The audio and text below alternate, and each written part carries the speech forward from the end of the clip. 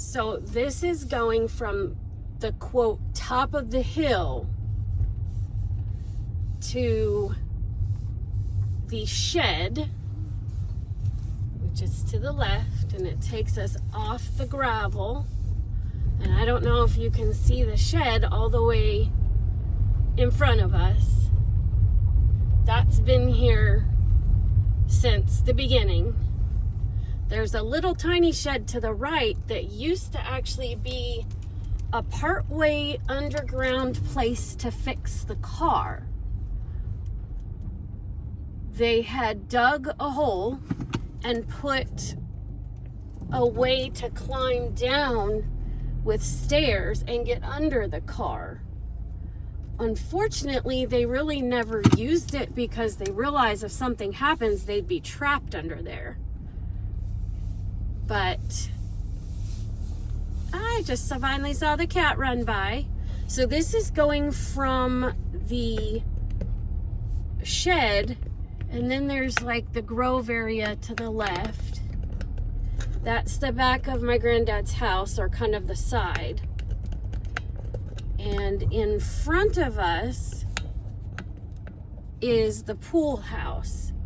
That little hut to the right is actually where all of the generators are. So you can kind of see the power bank thing there and the generators.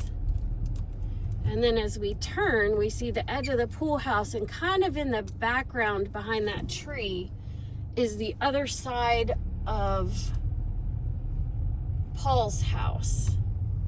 So now we're going out towards the exit, and to the right is the driveway to Paul's house. And then all the way to the left that you kind of can't really see is the entrance to the kind of event space / grove area. Not really sure what to call it. And then this is our exit. And while the stone pillars have been up since the dawn of time, the fence has not. It sat in the shop for something like 35 years, or I shouldn't say it because it's more than one part. But another thing that's relatively new is this fencing, I think, all along to the left. I don't think that there was fencing before. I could be wrong, but I don't think I am wrong. And this is the exit to the property, sort of, or really onto the street. And to the left, that you can't see just out of video shot, is the mailboxes for them and for one neighbor that's up that same driveway. And this is down the hill to the bottom of what I believe is Fitch Mountain. I think that the mountain we're on is Fitch Mountain, but I could be wrong.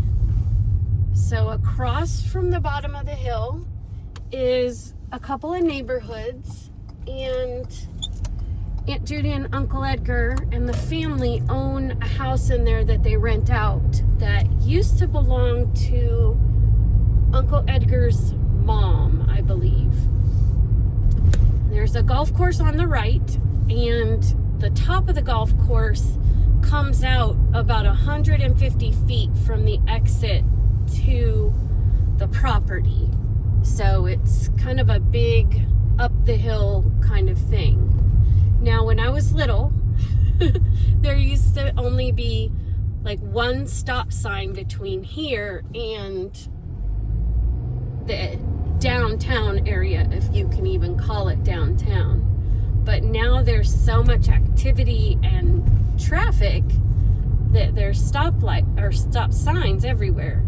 And there is even a stoplight with a traffic circle in it, which Aunt Judy told me all about the hullabaloo surrounding the traffic circle.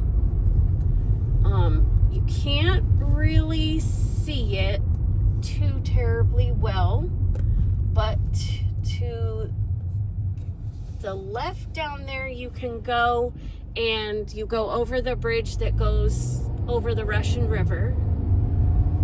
And it is rising rapidly these days, but also receding rather quickly as well. I don't know what that's about.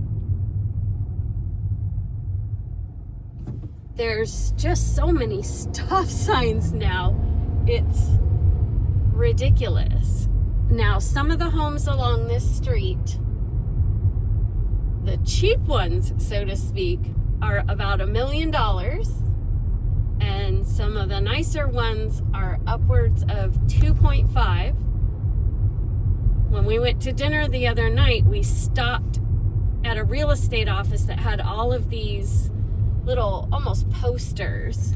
Okay, to the left there on the corner, that's cousin Lily's house, and that is the place where we get the oranges for the fresh squeezed orange juice. Back in the day, this downtown area up to the right, I think they just still call it the square, was where they had the yearly wine festival in May, and that was the day that Grandpa opened the pool every year.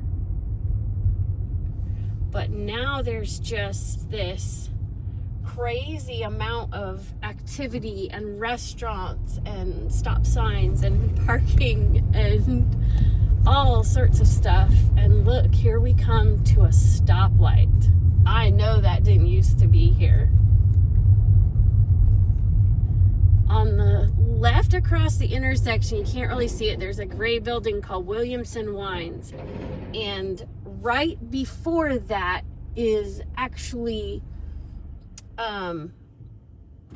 the restaurant that has bingo and the most amazing hamburgers. I can honestly tell you, I have never tasted a hamburger that good. It's kind of ridiculous, but not in a bad way. So on the right, you see a big orangish beige building, and that is where the hotel is. And here we are about to go in this scandalous traffic circle, or as the kids used to call it, a road donut or a traffic donut. And there used to be a Sizzler restaurant out here, I'm pretty sure right in this area. And up on the left where you see the cranes, they are building an area that's got homes, apartments, condos, and what they're calling luxury penthouses. And to own something in there is going to be anywhere from $1 million to $8.5 million. But they are also going to have income-based apartments. Up to the right, not sure if you can see the expensive gas prices. Crazy. But that concludes the tour of downtown Healdsburg, because I am here at McDonald's to get my soda.